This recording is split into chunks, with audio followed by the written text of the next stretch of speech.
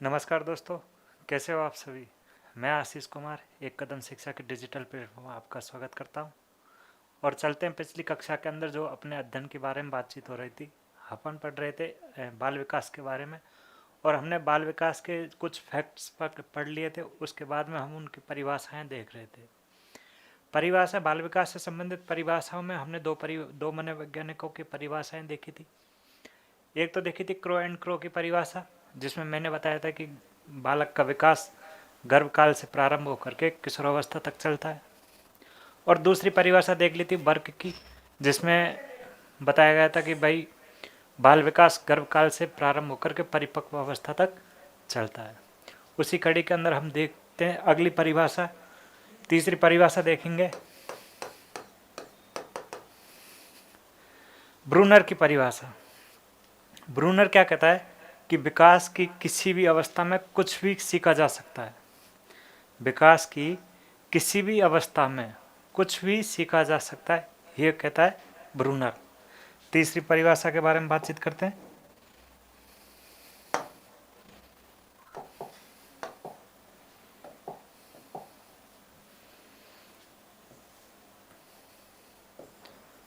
Brunner की परिभाषा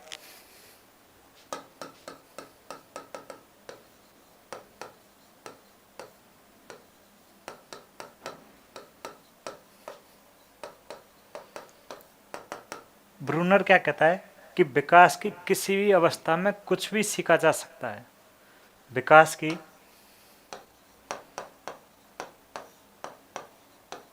बाल विकास की किसी भी अवस्था में किसी भी अवस्था में किसी भी अवस्था में कुछ भी सीखा जा सकता है। कुछ भी सीखा जा सकता है, ये अपने ब्रूनर कहते हैं। अपन देख रहे हैं बाल विकास से संबंधित कुछ परिभाषाएं, जिसमें क्रो एंड क्रो की परिभाषा मैंने बताई थी कि बाल विकास गर्भकाल से प्रारंभ होकर के किशोरावस्था तक चलता है, ये क्रो एंड क्रो ने बताया। उसके बाद में दूसरी परिभाषा देखी थी हमने बर्क की, और बर्क ने ये बताया कि बाल विकास गर्भकाल से प्रारंभ होकर के परिपक्व अवस्था तक चलता है। और तीसरे आते हैं ब्रूनर, और ब्रूनर ये कहता है कि भाई बाल विकास की किसी भी अवस्था में हम कुछ भी सीख सकते हैं। ये अपने ब्रूनर के अनुसार हो गई। चौथी परिभाषा आती है गैसेल के अनुसार। गैसेल के अनुसार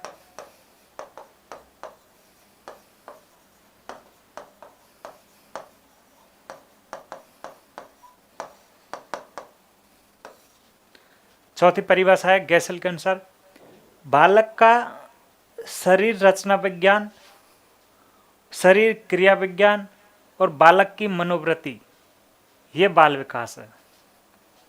गैसेल के अनुसार शरीर रचना विज्ञान, शरीर क्रिया विज्ञान और बालक की मनोवृत्ति गैसेल के अनुसार बाल विकास है। बाल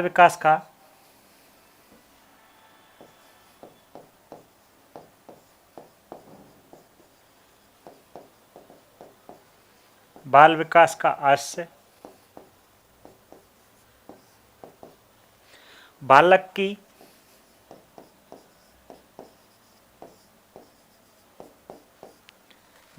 की शरीर रचना विज्ञान, शरीर रचना विज्ञान, शरीर क्रिया विज्ञान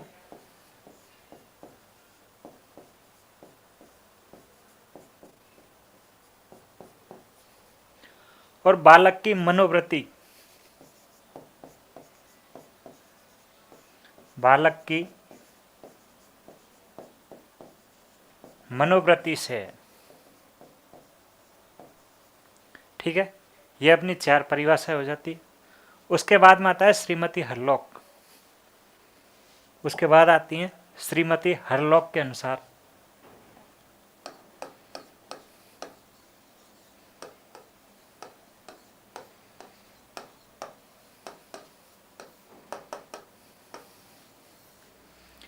श्रीमती हरलोक क्या कहती है कि बाल विकास का आज से केवल शारीरिक विज्ञान से ही नहीं है। हरलोक क्या कहती है कि बाल विकास का अर्थ केवल और केवल शारीरिक विकास से न होकर के समस्त विकासों से है। मैंने क्या कहा कि बालक का जो बाल विकास है वो शरीर से न होकर के, केवल और केवल शरीर से न होकर के अन्य से भी है। अब वो अन्य कौन कौन से विकास हैं वो यहाँ देख लेंगे अभी। इनके मतानुसार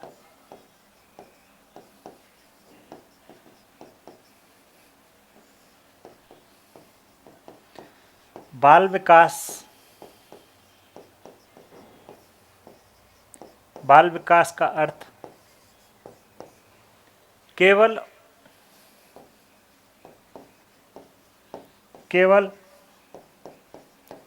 शारीरिक विकास से न होकर, शारीरिक विकास से न होकर समस्त विकास से, समस्त विकास से है।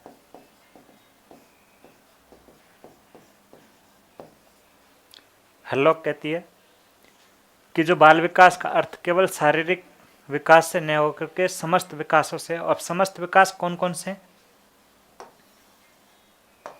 समस्त विकास में क्या चीज आती है? पहला तो आ जाएगा अपने मानसिक विकास,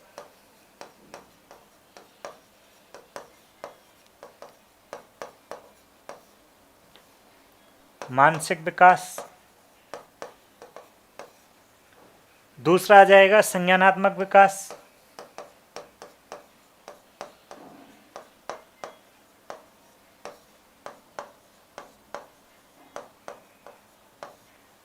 तीसरा आ जाएगा संवेगात्मक विकास,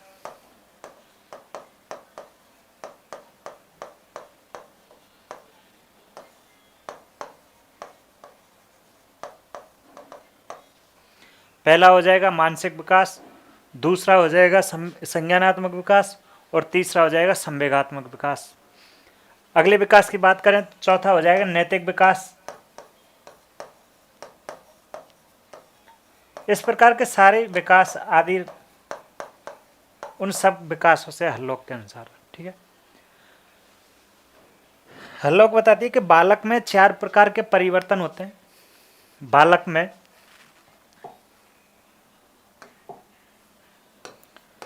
बालक में 4 प्रकार के परिवर्तन देखने को मिलते हैं अपने को।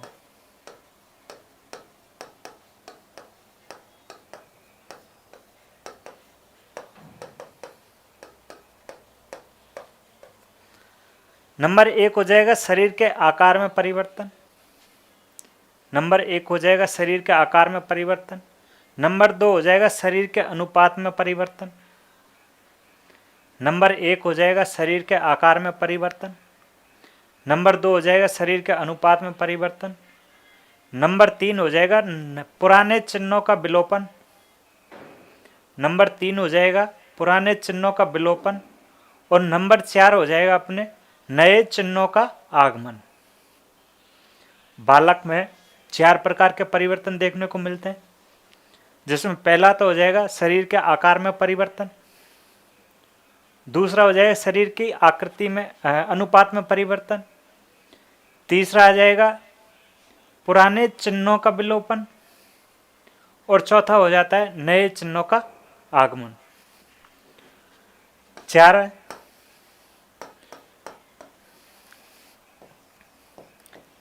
शरीर के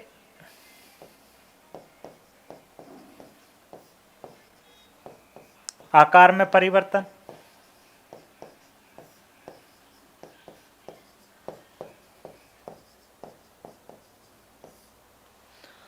दूसरी बात करें कि शरीर के अनुपात में परिवर्तन,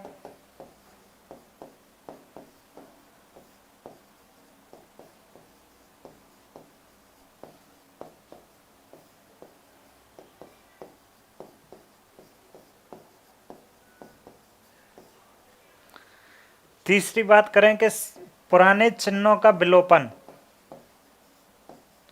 पुराने चिन्हों का विलोपन,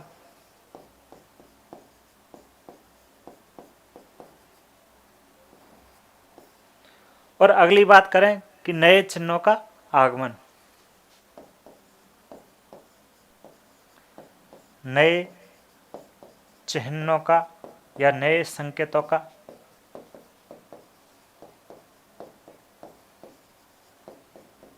आगमन।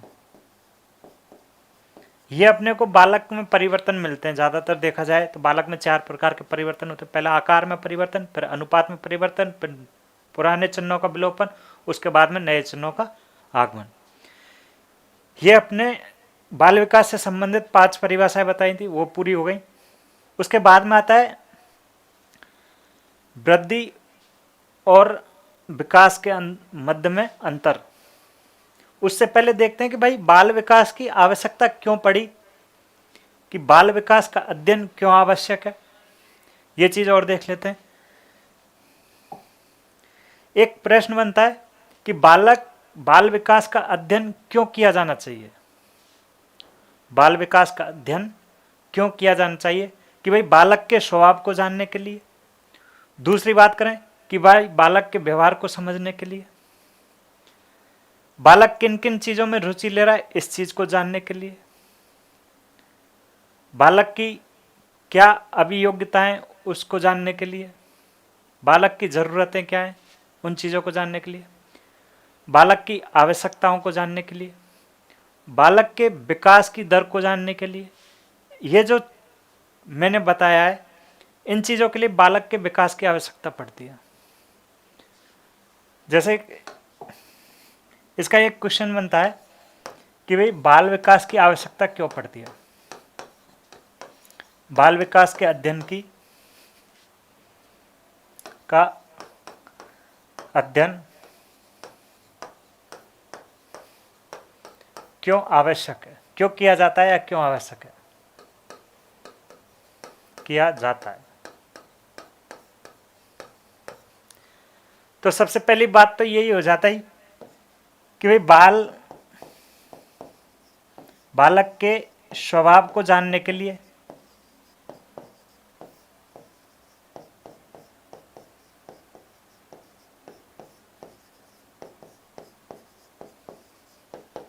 भाई बालक के स्वभाव कैसा है, इस चीज को जानने के लिए बाल विकास की आवश्यकता पड़ती है, अध्ययन किया जाता है।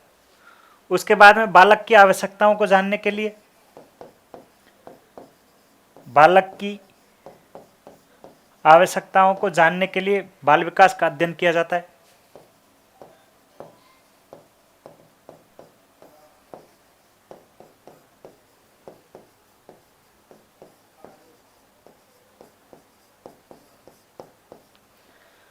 ठीक है। तीसरी बात करें, बालक के व्यवहार को जानने के लिए बाल विकास का अध्ययन किया जाना चाहिए। बालक के व्यवहार को समझने के लिए, जानने के लिए बालक के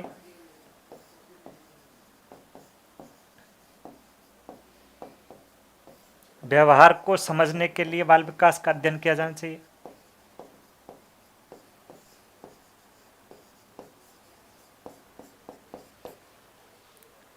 इसके बाद में अगली बात करें कि बालकों के संवेगों को जानने के लिए बाल विकास का अध्ययन किया जाना चाहिए।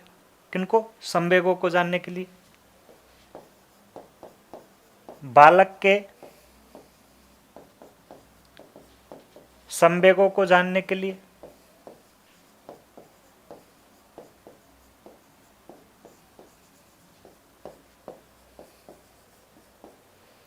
ठीक है। अगली बात करें कि बालकों का वर्गीकरण करने के लिए बाल विकास का अध्ययन किया जाना चाहिए। बालकों का वर्गीकरण करने के लिए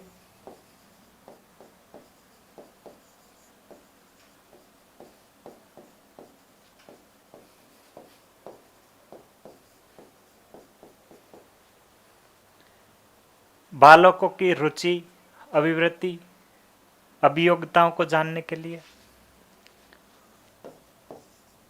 बालकों की रुचि, अभिवृत्ति, अभियोग्यताओं को जानने के लिए,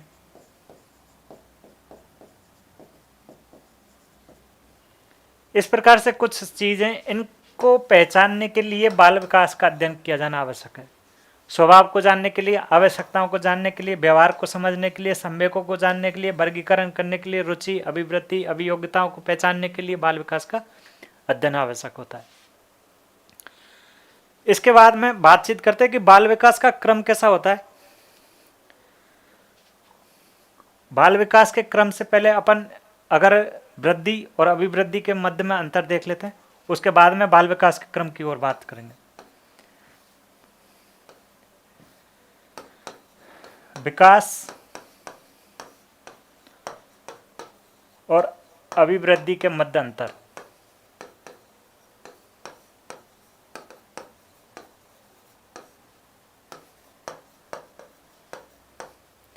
विकास और अभिवृद्धि के मध्य में अंतर।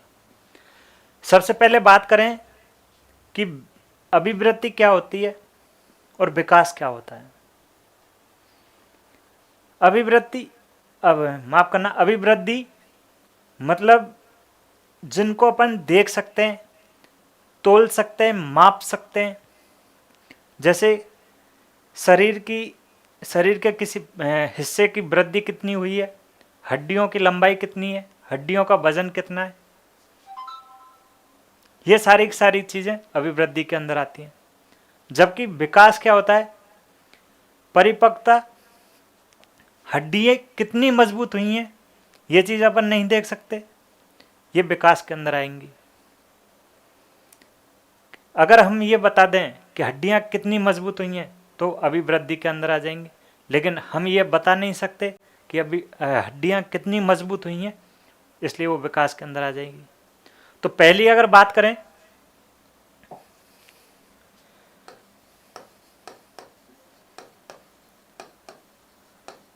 अभिवृद्धि और विकास के बारे में,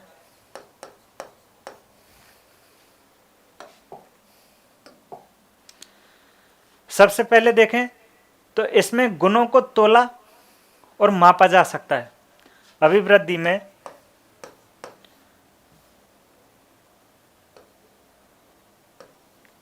इसमें गुणों को तोला व मापा जा सकता है।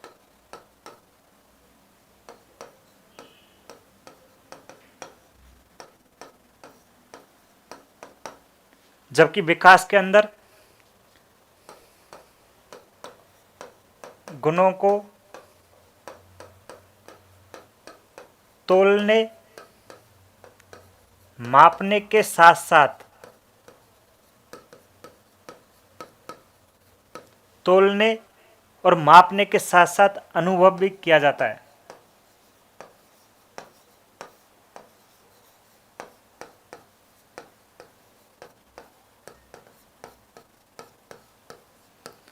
पहला अंतर तो यही हो गया, अभिवृद्धि में गुणों को तोला और मापा जा सकता है, जबकि विकास के अंदर तोलने, मापने के साथ साथ उस चीज को अनुभव भी किया जाता है। दूसरे अंतर की बात करें, भाई तोलना और मापना क्या चीज है, मात्रात्मक, यानी कि अभिवृद्धि मात्रात्मक होती है। अभिवृद्धि मात्रात्मक होती है,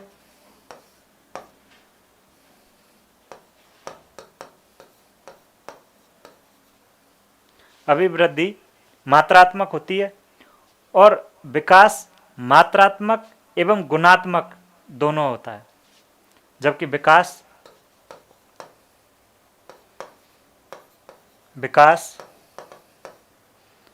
मात्रात्मक एवं गुणात्मक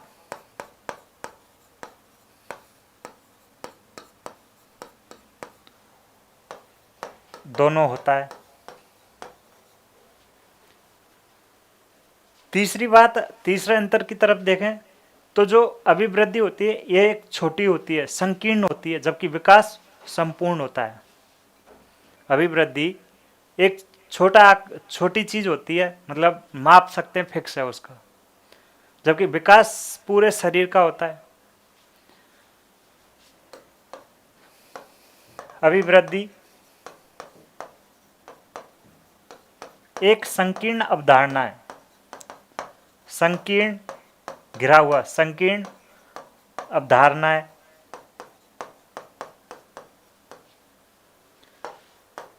जबकि विकास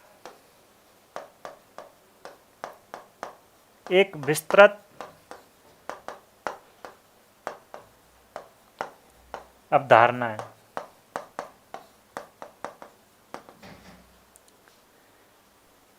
पहला बताया गुणों को तोला जा सकता है, मापा जा सकता है, वो तो हो जाएगी क्या, अभिवृद्धि। गुणों को तोलने और मापने के साथ साथ यदि अनुभव किया जाता है तो वो हो जाएगा अपने विकास। दूसरी बात, अभिवृद्धि मात्रात्मक होती है, जबकि विकास मात्रात्मक के साथ साथ गुणात्मक भी होता है। तीसरी बात करें, अभिवृद्धि एक संकीर्ण अवधारणा होती है जिसका मतलब क्षेत्र सीमित रहे, जबकि विकास एक विस्तृत अवधारणा है, इसका क्षेत्र सीमित नहीं होता है। अगले अंतर की ओर बात करें तो अभिवृद्धि विकास का हिस्सा है, अभिवृद्धि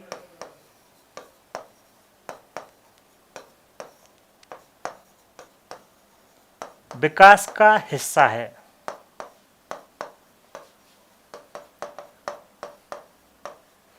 अभिवृद्धि विकास का हिस्सा है, जबकि विकास में अभिवृद्धि शामिल है, निहित होती है। विकास में अभिवृद्धि निहित है।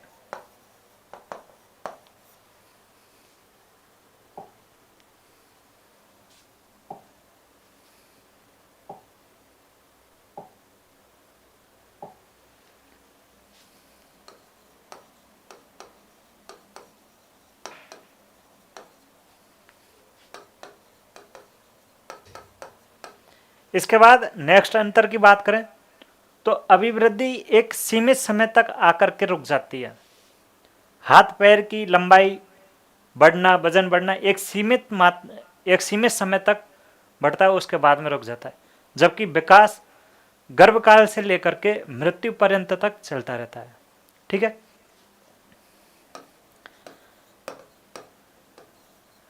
अभिवृद्धि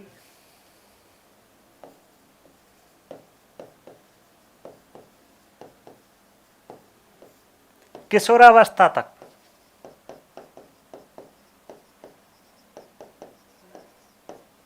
अभिवृद्धि किशोरावस्था तक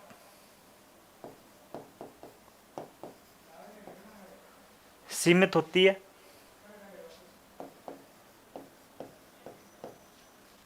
जबकि विकास गर्भकाल से लेकर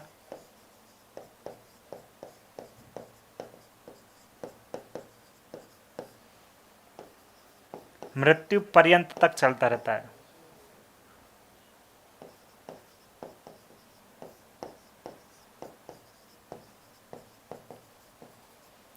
ठीक है, ये बात आ गई समझ में।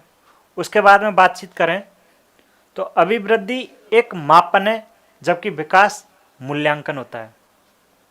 पूरा क्षेत्र जिसके अंदर सीमित होगा वो विकास होगा, और कुछ पर्टिकुलर चीज़ें होंगी वो सब अपने अभिवृद्धि के अंदर आएंगी।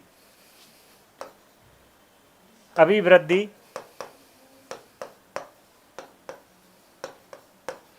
मापन है, जबकि विकास मूल्यांकन है।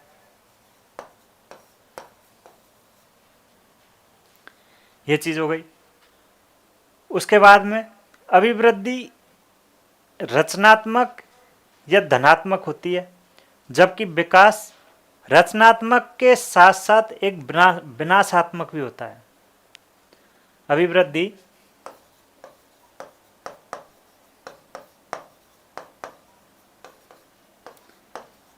रचनात्मक,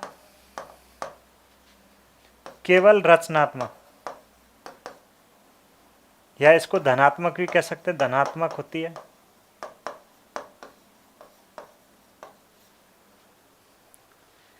इसको अगर, इस लाइन को अगर ऐसे समझें कि हाथ पैर के अंदर वृद्धि हो सकती है, घट नहीं सकती, केवल और केवल वृद्धि हो सकती है। ऐसा कभी हुआ नहीं होगा या देखा नहीं होगा कि एक बार आदमी की हाइट बढ़ गई फिर छोटी हो जाएगी। ये चीज़ कभी देखने को नहीं मिलती है, क्योंकि अभिवृद्धि हमेशा धनात्मक होगी, बढ़ती ही रहेगी, ऋणात्मक के अंदर नहीं आएगी, रचनात्मक होती है।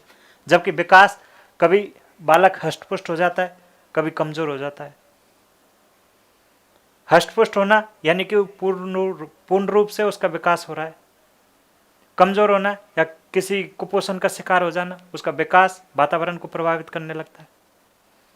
वही चीज है, अभिवृद्धि रचनात्मक धनात्मक होती है, विकास रचनात्मक के साथ साथ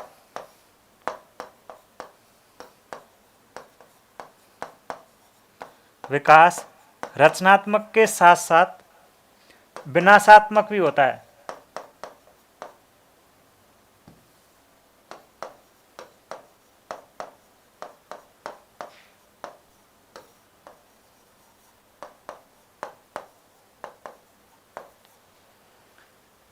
ठीक है, इसके बाद में देखें तो अभिवृद्धि एक उद्देश्य होता है, अभिवृद्धि उद्देश्य होता है, जबकि विकास लक्ष्य होता है। कोई चीज का उद्देश्य अभिवृद्धि के अंदर आएगी और किसी चीज का लक्ष्य हो वो अपने विकास के अंदर आएगा। अभिवृद्धि उद्देश्य, अभिवृद्धि उद्देश्य है, जबकि विकास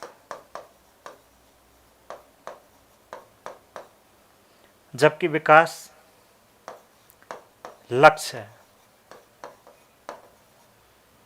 ये अपने 8-9 अंतर हैं इनके अंदर, इनमें से किसी न किसी रूप में एग्जाम के अंदर पूछा जा सकता है, या फिर कथन के रूप में पूछा जा सकता है।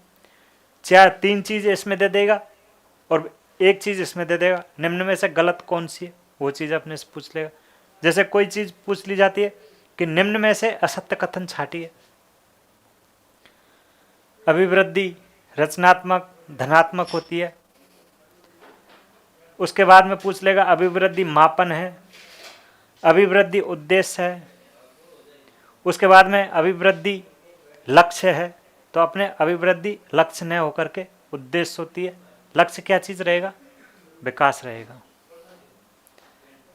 इसके बाद में बाल विकास के क्रम की बात करें, अपने ये अंतर तो यहाँ पे अभिवृद्धि और विकास के मध्य में जो भी अंतर है वो तो पूरा हो जाता है। उसके बाद में अगर विकास के बाल विकास के क्रम की बात करें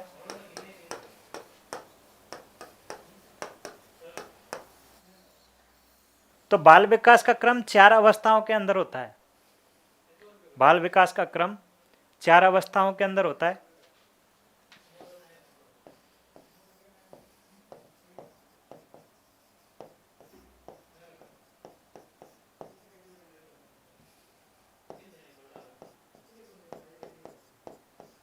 कितनी अवस्थाओं में होता है? 4 अवस्थाओं। जन्म की पहली अवस्थाओं में विकास की तीव्रता धीमी होती है। विकास की मतलब जन्म की 2 अवस्थाओं के अंदर विकास की तीव्रता तेज होती है। जन्म की 2 अवस्थाओं में विकास की गति तीव्र होती है। ठीक है, जो पहली अवस्थाएं होंगी, शैशवावस्था हुआ, बाल्यावस्था हुआ या फिर पूर्व बाल्यावस्था हो जाएगी, उनके अंदर बालक की विकास की गति तीव्र होती है। उसके बाद में बातचीत करें कि 2 अवस्थाओं के अंदर विकास की गति धीमी होती है और 2 अवस्थाओं के अंदर विकास की गति की तीव्रता अधिक होती है। किशोरावस्था में विकास तीव्र गति से होता है। किशोरावस्था में विकास तीव्र गति से होता है। जब बालक किशोरावस्था में प्रवेश करेगा तब उसके विकास की गति तीव्र हो जाएगी, और जैसे ही बालक किशोरावस्था को पूर्ण कर लेता है, किशोरावस्था के बाद में उसके विकास की गति मंद पड़ जाती है। यह चीज अपने को याद रखनी है कि जब बालक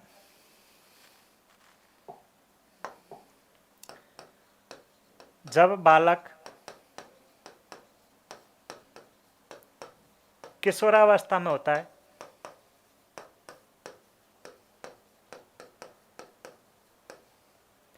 तो उसके विकास की गति